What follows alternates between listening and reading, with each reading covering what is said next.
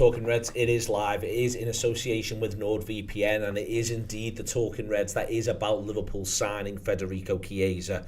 It appears to be everything in motion right now, on the very verge of it being formally confirmed that Chiesa will sign for Liverpool for a fee that looks, exchange rate permitting, as though it might be less than £11 million.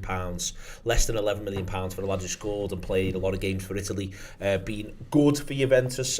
Injury hit to an extent. 1 year left on his deal. There's all the ins, all the outs, all the what have yous. We'll get into that. What Liverpool might do next. I'm Neil Atkinson. I've got Josh Sexton. I've got Craig Hannan to go through this. How are you feeling about the signing of Liverpool's sixth forward, Federico Chiesa? I'm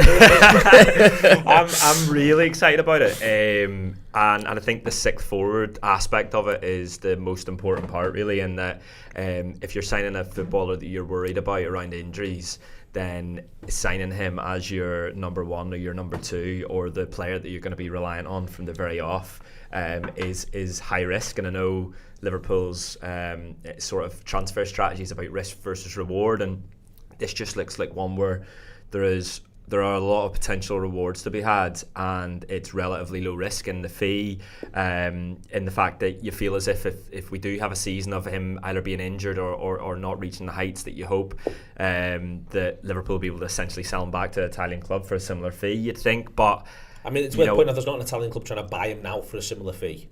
We'll see, Neil. But I'm just dead excited by it. I'm dead excited. I was really excited about him pre-ACL injury. But last night, this is the thing. So when we were first linked, my initial thought was, based on what people had said about him, my idea of him was that he only had one leg because of his injuries, his ACL and all of this. So what I've done is, since I've been watching the YouTubes but only choosing videos that are post the ACL, and what I see is a footballer that's still really exciting, a footballer that doesn't seem to have lost pace. He still looks like he can beat a man. And he's essentially 1-3 last year for Juve. His record in the Champions League, which is pre-ACL, is 1-2. He obviously plays in the Europa League last year and only scores once. But I just feel as if this is, for the price, of course, but it just feels like we're signing a Champions League quality footballer that we are not necessarily going to be reliant on from the off, and has such a high ceiling. And I think that's what Mickey Edwards is looking at. It's just really, I think I'm into it in a number of different ways. I think the idea of there being another option in attack is so important. I think the idea that he could also potentially play in that little attacking midfield role Szoboszlai's been playing in as well, I quite like that. I only really see upside at the value. I suspect he's not taking a pay cut, but I suspect he's not getting a pay rise when he's coming over to play for Liverpool, and I think that's one of the reasons why there's not been an Italian club interested. Josh, I'm really struggling to see why you'd have any negatives. If I felt like it was Chiesa or another forward, in fact Chiesa or any other player conceivably, then I'd go, well, maybe there's ifs and buts, but we are literally adding to our options here in, I think, a really exciting way. Yeah, and I think people are probably getting a little bit too drawn into the long term of it to an extent, which I understand. Like, Mo Salah's contract's up at the end of the season. That's the thing that's sort of, almost bearing over everything at the moment, isn't it? Is those three big contracts, and people will be thinking, if Chiesa's coming in at 10 million, he can't be the Mo Salah replacement. I don't think this is what that is. It's potentially, a step towards that, in the sense that, bringing in a footballer who we can have for a year and we can sort of build up to a certain extent to be part of a new forward five if Mo Salah is to leave next summer. But there's a lot of people sort of looking into it from the injury perspective, and again, I understand that, but Craig mentions he ends up playing quite a lot of games for Juventus last season. Does, yeah. And if people can look at the numbers and say maybe the numbers aren't great, well, I'd again argue back that Juventus have been a bit of a basket case for a number of years now. They're no longer the sort of force in Serie A as they went playing Champions League football last year. Exactly, yeah. So there's a lot of factors there that I think people who are sort of coming at it from a more sort of I guess inquisitive standpoint as opposed to a negative standpoint, maybe a sort of bordering on pessimistic standpoint. I can understand the concerns around it in terms of injuries and things like that, but for me, as you say, it's so low risk, and for me it does feel like the rewards are potentially very high as well. Like this is a lad who I genuinely think could come in and get you a bag of assists, get you 10 plus goals again, and Liverpool were by no stretch of the imagination a sort of profligate outfit last season, were they? Like they weren't sort of, they weren't struggling for goals. There was a lot of goals in that forward line in particular. So I'm dead excited by it. Dead excited by the name and everything. It just seems smart, and the whole profile to me seems smart. The aspect of he's 26 and he will obviously become 27. That's how age works. is a reasonable point. Liverpool tend to move under 25, but part of that though is, well, there's a little bit of a gap in the squad for someone who's around that age. It's maybe a little bit of a corrector there, but I also just, I think so much of what he's achieved so far, he's just done it whilst looking like the sort of player who will play for Liverpool. And that's the other thing. And the thing that finally really gets me is how long he's clearly been on our list for, on our radar for. You can use the word opportunistic, and I'm fine with it, not least because Richard Hughes has put it into the lexicon around this. But the flip side of that is he may or may not be opportunistic, but Liverpool have been looking at him for 4 years. They know exactly what this footballer is. Yeah, they were looking at him when he was effectively a project, and now he's a footballer coming into his peak years. And Liverpool, one of the things you probably would say about last season, even though I mentioned before that Liverpool did score enough goals last season, it was a good goal tie that Liverpool got in the league in the end, and I'd argue in the cups too as well. Chiesa is a player who is coming into those peak years, but Liverpool have probably one too many projects in that forward line. Really, the only ones who you'd say categorically aren't a Mo Salah and Diogo Jota, and we all know the concerns around Diogo Jota. They're not few and far between, are they? So you've got Cody Gakpo, who we don't still really know the best position of. We've got Luis Diaz, who's not of the age of still being a project, but we still don't really know if we're seeing the full potential of Luis Diaz yet, although he's shown great flashes already to start the season. And then we've got the biggest project of all in Darwin Núñez, who maybe seems, and maybe we'll come on to talk about it, but maybe seems like he's already ready to jump ship and sort of ditch that project. So why do you think he's ready to jump ship? Do you think he's ready to jump ship? I mean, that's I don't see what's changed for Núñez. It's all been weird to me. I didn't expect him to start either the first two games. I never expected him to start the third one. He's not started the first two. He's come off the bench and looked bright, lively, involved in the second one, whilst not really offering that much. I think that this is, unless something has changed behind the scenes, but then his body language around that game when he gets off the bench was, again, all bright, positive, involved, thumbs up to everyone, big smiles. To me, this just all looks like a lack of reality, the Núñez conversation. Some players don't play that many games in August. No one thinks Rodri's getting off from City. Yeah, maybe it's just sort of getting drawn into the Twitter talk to an extent. Do you not think, though, the fact that he doesn't come on against Ipswich? No, because did you notice he subbed all the defenders against Ipswich and he subbed all the attackers against Brentford? I just think if I'm Darwin Núñez, I'd be sitting in that first game, unless he said something to him before or after. I'd be sat thinking, interesting, I haven't got on there. I mean, he does do Gakpo, to be fair, but he does three defenders as well, and I think he just wanted to do something with Gakpo. It hit me as a bit of a surprise, the whole Núñez chatter thing, in that did anyone really think he was starting against Brentford? I don't think anyone thought he's going to start against Brentford. No, so no one thinks he's going to start against Brentford. He gets 20 minutes.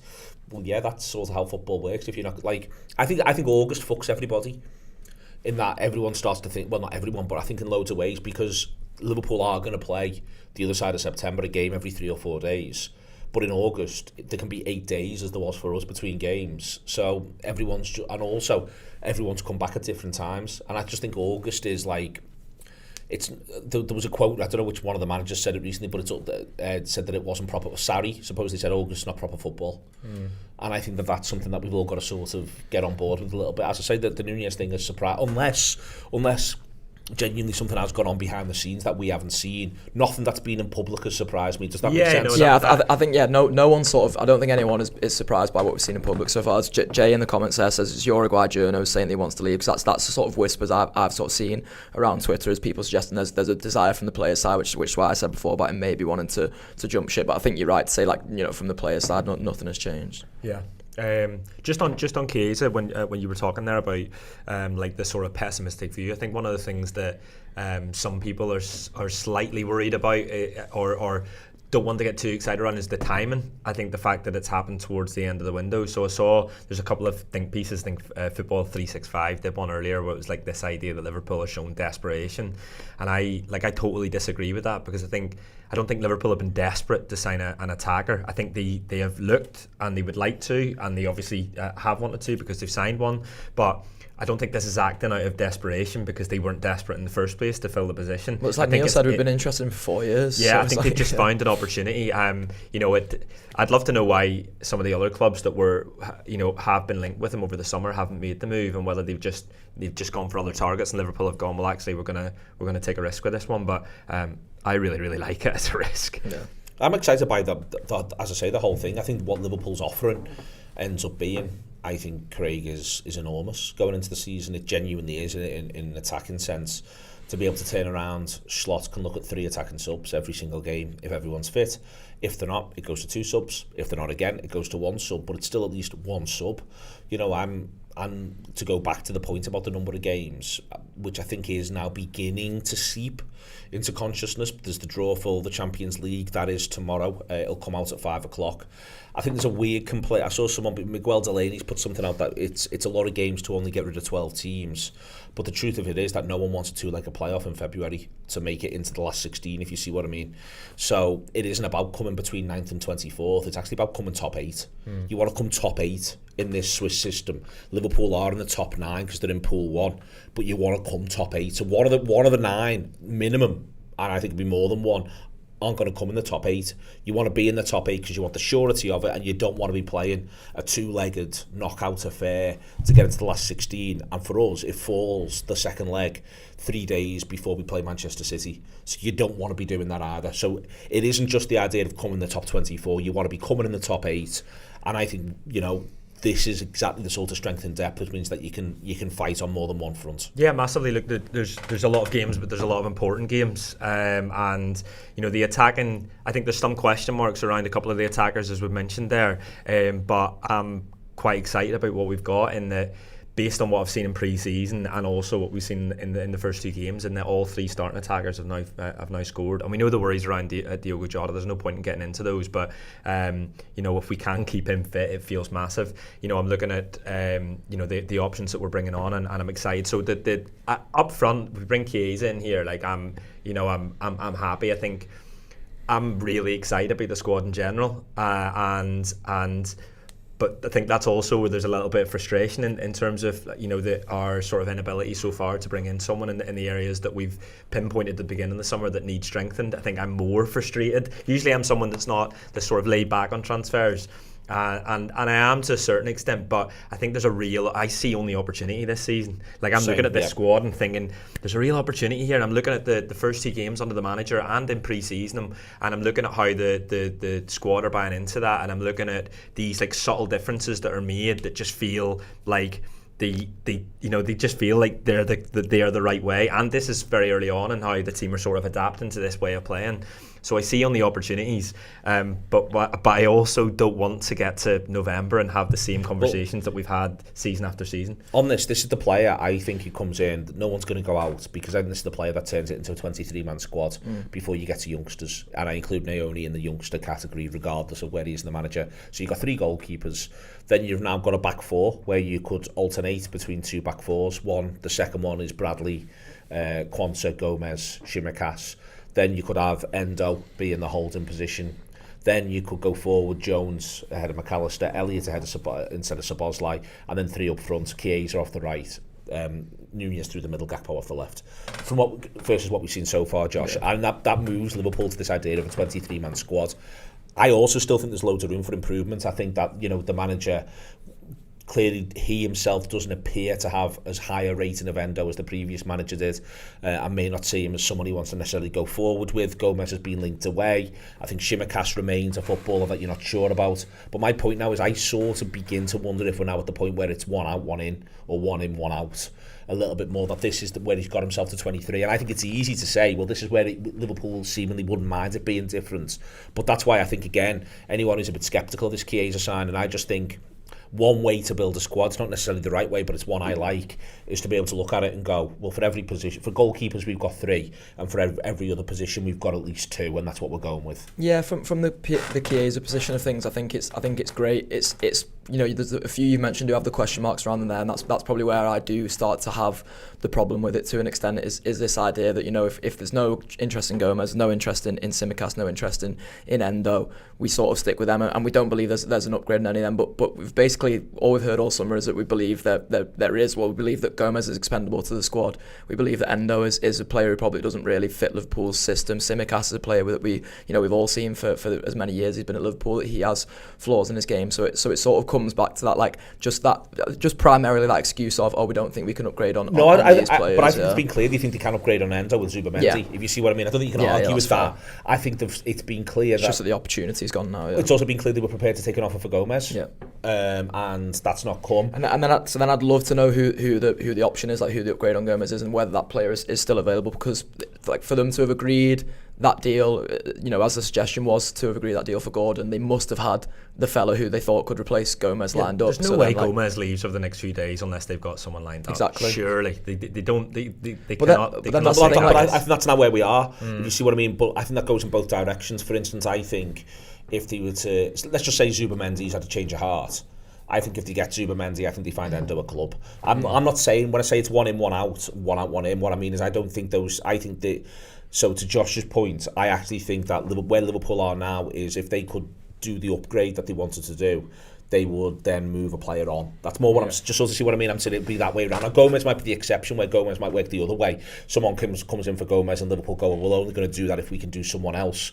But I think, for instance, and I could be completely wrong, we're always obviously guessing, but I think right now, for instance, if Zubamendi's agent got back in touch and went, you know what, Sociedad haven't put the contracts on the table, we're back in, let's go. He'll go and fill the form out and put the money in the bag and do all the things that he didn't want to do last time. He will do it. I think then we're 3 hours away from, and X has put 11 million on the table for Endo. Do you see what I mean? And that's the way it'd go. I do. I just know we'll be very frustrated if on the 1st of September, if we've, especially if we've got a result at Old Trafford and everything on the pitch looks great. I'll be very frustrated if I'm looking at the squad and thinking we've done this and we've brought Chiesa in, but that still doesn't feel as if that's going to be enough, because as I said before, it's not just being great, it's being perfect, particularly whenever we're fighting on all the fronts, and the games in Champions League are of higher importance. There's going to be so many games here. I understand the strategy. I understand, I haven't read Ian Graham's books, but you see the sort of the aspects of that, where he talks about the 52% and the fact that they see more risk in signing and they only buy the builders and it's transformers and all of this. But I just like I say, I just feel as if there's so much opportunity in this season, and I don't want, and also the City thing. There's this chance, and it might roll into next season, and it probably rolls into next season. But there's a chance some sort of deal gets done with the Premier League, or there's a chance that City get found guilty of so many of these charges that there's points deducted, and then you don't want to be looking at it and thinking, well, if Liverpool had assigned this footballer in summer and taken a risk on someone that they maybe weren't totally sure on, or it's, and I think it's the transfers looming over me as well, Neil. The contracts looming over me as well. Yeah, I think that's the thing that sort of makes it a little bit sort of more worrying, is that you could become, imagine a world that you've just beaten United and you've got 2 of the 3 contracts done and you've made a couple of big signings, on top of Chiesa. We'd be flying. On top of Chiesa. Well, yeah, I mean, I'm all in for flying, Craig. I'm all in for flying. What's there in the comments, Josh, so far? There's just an interesting one from Issam Kaisi here. So he says, if we let both Bajcetic and Morton go on loan by tomorrow, I reckon we still bring in a midfielder, surely. And I guess that's an interesting point for me, because Morton wasn't an option last season, so I don't sort of agree with it from the Morton standpoint. Bajcetic, I think they were looking at as he was possibly going to be an option last season. I've been talking also about the idea of, Endo gives him the ideal succession plan, I should say. But then Endo sort of, dropped the stinkers that he did in pre-season, and suddenly you don't think he's fit for the system. The Bajcetic thing is interesting because, like you said, that's probably, it's probably them bringing Zubamendi, and Zubamendi was their ideal midfielder target. But if they do let Bajcetic go before the deadline, which it seems like they are likely to do now, would they not still see it as, well, we need to bring one more midfielder in to sort of shore that position up? I don't think they will. I don't think they will, by the way. But I don't think maybe they should. But I would argue, I would like there to be one more full stop anyway, and you go from there. But I don't think they will. I think they'll also see it as a real opportunity for him. Literally, Salzburg are playing 8 Champions League group games. they're going to get to watch him play. There's no way he's going without there being assurances that he's getting games. So they're going to get him to see him play in a dominant team domestically and in a weaker team than the comparable rivals in the Champions League. And I think they'll be really interested to see how he gets on in the Champions League. It's 8 games minimum, and there's every chance Salzburg, I think, finish between 16th and 24th. So then there's the possibility of 2 more in the second half of the season, and maybe even from there, maybe then an additional 2. You know, the idea that by the end of the campaign, Bajcetic might have 12 Champions League starts, I think will make Liverpool go, that's great, that's exactly what we want, plus his league starts. And I think they'd see that as, you know, that's firstly brilliant development for him. Secondly, makes him more valuable if they decide they don't want to go with him. I think they do want to go with him in another sense, but I think they need to get him fit. I think that'll be I think Bajcetic is the one where I think it's about getting him fit. Yeah, no, I agree. Yeah, I agree. It's a funny thing, isn't it? Because with Clark leaving as well, and you feel as if Morton will go unless they keep him.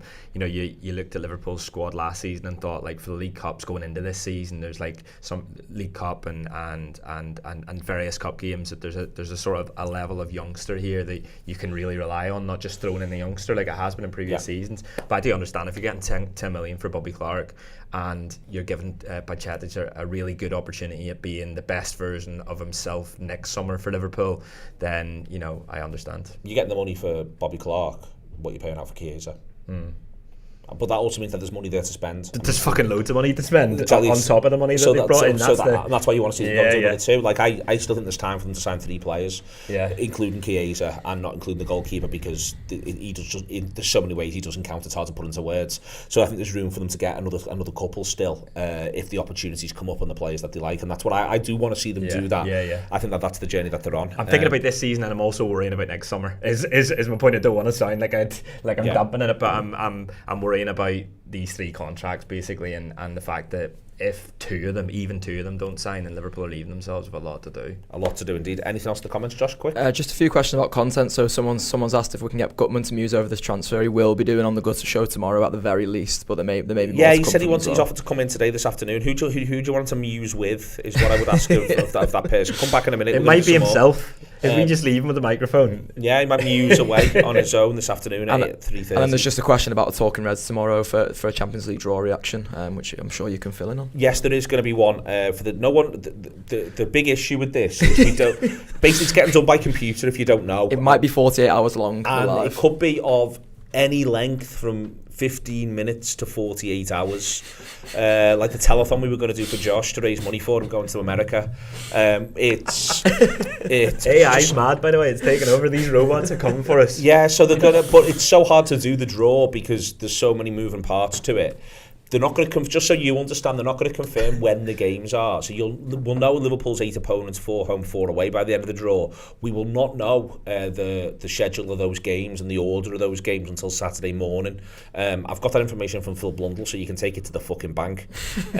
So that's where we find ourselves on this. There is that sort of weird little situation where in the past this draw was, I would describe it as a form of purgatory, wherein it would take 60 minutes and somehow there'd always be images of Raul, which never made. He's handsome though, to be fair. He was very handsome, but Raul was like he was a mainstay. He was a staple of the Champions. In between each aspect of the group as well, they do the first team and then they go right. There we go. Here's Raul. There's some Raul for you, just whether you like it or not. And then it'd be like it was Europe's best player from this cohort last year, and here's pot 2, but the pot balls might have to go back, and they're all old fellas. Whereas they put the robots in charge, and I think this is an area where it's quite clearly an improvement. So there's a chance that they just at 5 o'clock go, there's your teams. That's the plan. That's the way it's going to go. I don't think they will do that. I think they will try to get a little bit of pomp into it. But anyway, the point is that John Gibbons is taking the responsibility for this. He's going to go live on Talking Reds tomorrow afternoon via Restream with some humans to work through it. At the same time, I'm recording Friday's show, so I'm fucking delighted. But John's going to be doing the Restream. The Friday show won't be 48 hours long, but John's Restream might be 48 hours long. Yeah, and given the opportunity, I'd go for a 48-hour Friday show. But sadly, they won't let me. The servers don't allow it. Yeah, the servers don't allow it. So yeah, that's the plan. So that is happening. So I like that sort of question. I can help, but the point being is that you won't have all the answers you want until Saturday morning, because there's moving parts. They've got to do the Europa League draw and the Europa Conference League draw, and then work out what happens on what night, do all the stuff around the police and wants and needs, put it all together, go from there. Honestly, the whole fucking thing is such a palaver. And then from there we end up on Saturday morning, and if you're booking flights to go to Zagreb, for instance, well, don't do that one because I want to do that one. Just whatever. It's like getting rid of competition for Oasis tickets. Yeah, pick one that you want to do. I'm not going for. I'll do a deal with you. There's no way on earth I'm going for Oasis tickets under any circumstances. They've got 4 good songs, so there's no way on earth. There's no way on earth I'm going for Oasis tickets. So if you do me a favour, if Liverpool gets Zagreb, don't you go for that either. I will come to an accord on that. I think George has set fire to the computer behind the camera there. Don't ask about that, by the way. His views are very much his own. Not the views of the Anfield Wrap. Well, not many people have got 6 good songs, you know. Not many, like Bob Dylan's got 6 good songs. 6, that's it. He only ever managed 6. So if Oasis have got 4, I don't think you should talk that down. 4 quite good like songs. Oasis, but they've got more than 4. I can't 4 proper ones. 4 ones that you'd go out your way to see or hear. Not like oh yeah, that's all right. Like She's Electric's all right, but I'm not desperate to hear it anytime. You should hear some of the shite he listens to. Yeah. People who've got one good song. I listen to a lot of people who've got one good song, and I listen to that one good song a lot. Because there's not as many good songs as you think, so it's all right. No one's insulted anyone here. We don't have to take this deadly seriously, and we don't have to be precious. To be fair, you're getting a lot of love in the comments. Yeah, the people almost like negotiating you down. There's one good song from the Mighty Reds there. I mean, that's. I think they've got more than. Listen, you've got to be nice to them, and also they're from Manchester, so you've got to give them a little bit of leeway. They've got 4 good songs. 4 good songs. You can guess them in the comments if you want. Anyway, it's Talking Reds. We're here with NordVPN. If you go to nordvpn.com/TAW, you can sign up for. I signed up for 2 years, and then you get 4 months free as well. 4 good songs, 4 months. These things are interrelated, and from there you can get all your VPN needs. Those needs are complex. It involves at times watching overseas sport or overseas television, full stop. There's a lot of that is possible, that you can enjoy, and especially if you are abroad for a period of time. It protects you as well, to be able to use different Wi-Fi in different places, safe in the knowledge that you've got that additional layer of security on any one of up to 10 devices on NordVPN. Genuinely, I have signed up and I've really enjoyed the experience so far. There are affiliates that you get out of it through there as well, that allows you to protect other aspects of your internet security, and it includes passwords, not passports. That you're on your own for. Passwords as well, all the way through. So I like the NordVPN offer. I am banging into it. It has been useful so far, and as I say, it's got more uses than just the obvious thing around the idea of getting that sort of online security. It is the idea of being able to keep on top of what you're doing on television, internet stuff when you are abroad. All good. Other thing we've got on the table here is this is exciting, isn't it? It's a mock-up copy of my book. Don't give the giveaway. There may be this book. I did this yesterday. This is The House of Doors by Tan Twang Eng, which I've read a review of, and I intend to read this book while sitting down and listening. It's only got 4 good pages, apparently. 4 good words. 4 good words. No, the review was very positive, to be honest with you, of this book that I read. But my book has also got positive reviews on the back. Jamie Carragher is saying nice things about it, and he calls me Mr. Atkinson as he does so through. Mel Reddy says something nice about it. Frank Cottrell says something unbelievably nice about it, and I'm very, very touched and moved. And Jonathan Liu says something nice, could be perceived as nice about me. Its first line is, nobody writes about football like Neil Atkinson. That's neither good nor bad, if we're honest about it. But that's what it says here. Is that just nobody else writes it on their phone in the pub? Well, that is also, yes. That would be one way to start, like in the practical sense. He goes on to say, a compelling and perceptive voice. His words, not mine. Not just on Liverpool, but on the game itself, its motives, its meanings, and its place in our lives, which I I would obviously concur with, because I'm me, and it's nice when people say nice things about you. So it's published by Canongate. We have live shows coming up. We are in Edinburgh on Monday. I'm doing this completely off the top of my head. Monday the 23rd of September. What is the name of our venue?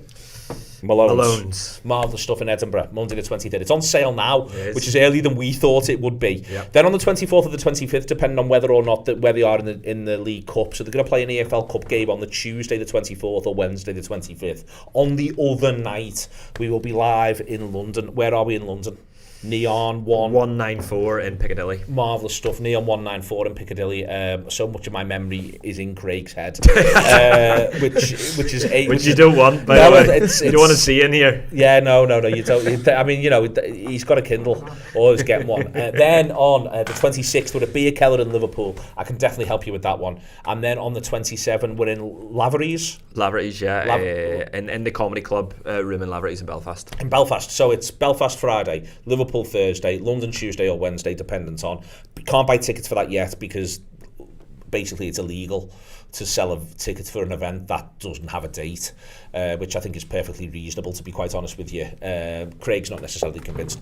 And then Monday is London. We've got some breaking news, which is that Liverpool have rejected an approach from Bayer Leverkusen for midfielder Tyler Morton as things stand.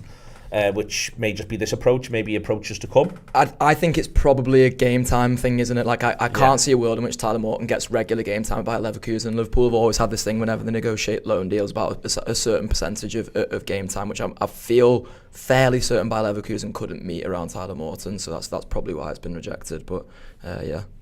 That's all I've got to say, really. Excellent stuff. So, the AnfieldWrap.com/TAW Live, TAW Live, like the Valley, is where you get your tickets from, and you can sign up for that.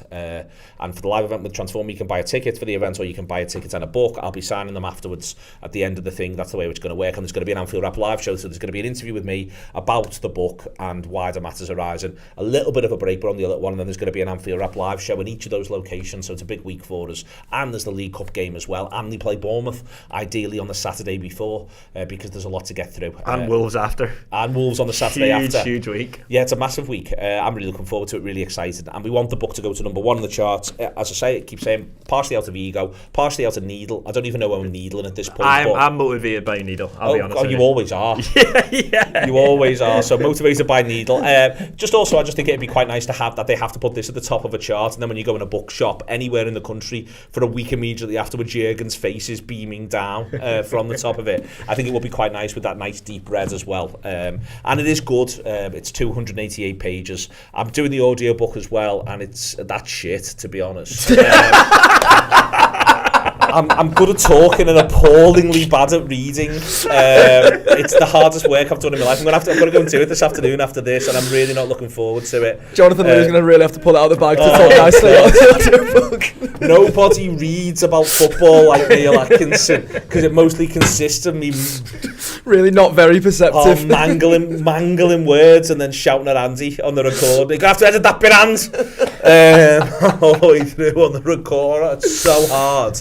I'm finding it so hard. I might be able to give you an example of. Oh no, because this is someone else's work. So because the other thing I'm also doing in my head is going, why did you write that paragraph like that? You maniac! Why have you made it that hard to talk? That's where we're up to. So that's where we are with Morton. You are excited by Chiesa. I mean, the thing is, we want more, and more is the point here. You got to buy the first one to get the second and the third. It's like scoring goals in a game. It's great to go 3-0 up, but you got to get the first and the second. Yeah. I'm just saying we don't want to. I don't want to end sort of be sat here on the 1st of September and we've only got Chiesa, because at the beginning of the transfer window, if you said to us, how do you give Arne Slot the best possible opportunity of succeeding as Liverpool manager, as winning as Liverpool manager, challenging for the league as Liverpool manager, it's addressing areas that the club seem to agree with us on that need improvement. Chiesa as a signing is very, very exciting. I don't see it as desperate at all. I see it as opportunistic. I see it as, someone who has such high potential, particularly in the way Liverpool's set up. As I said, I watched all the videos of him post ACL injury, and it just looks so exciting. And I think there's real opportunity for him to be even better at Liverpool. I think it'd be a real asset if we can keep him fit, and even if we can get 25 games out of him, I'd always much rather we take a risk on having a player in the team than not having that player there. Okay, excellent stuff. And he's potentially world class if we get him playing. Anything else in the comments? Just a lot of love for you, a bit of Northern Irish stuff for Craig. Basically, just for asking where you're from. So I've put in the comments that you're from Antrim. He's a Ballymena man, though. Yeah, he is a Ballymena man. He goes cross county, according to Radio Ulster. Cross time, but anyway. Yeah, I think that's about it. To be honest, a lot of excitement about Chiesa. Good. You should be excited. Excitement about the book. There's a fella doing book selling here in the chat for you, so I'm going to make sure I pin that. What a guy! Doing your marketing for you because Craig isn't. So he's only got one pair of hands. Unfortunately, if we could sort it out so he had an additional pair of hands. You did skip over Craig's review from the back of the book, which is a one-word review, isn't it, Craig? Yeah. Class. There you are. It all helps. Every little. He's like no one reviews books as perceptively as Craig Hannan. That's the way in which it goes. Excellent stuff. We've learnt a lot as we've gone through this. We've learnt a lot. It's been an absolute pleasure all the way through. Thank you very much to NordVPN for backing these Talking Reds all the way through. That's nordvpn.com/TAW live. We've had Josh Sexton. We've had Craig Hannan. Jordan Singleton's made the whole thing work with what I would describe as, by the standards of the Anfield Wrap, a minimum of fuss. Take that as a serious bit of feedback, and we will rock on from there. Gibbons has popped into the room for reasons I'm really looking forward to finding out. He's looking at us like we're mad. Yeah, Oasis, 4 good songs, and that's better than most people. See you later. Bring your digital life to a whole new level with NordVPN. Choose the fastest VPN on the planet and explore the internet without interruption.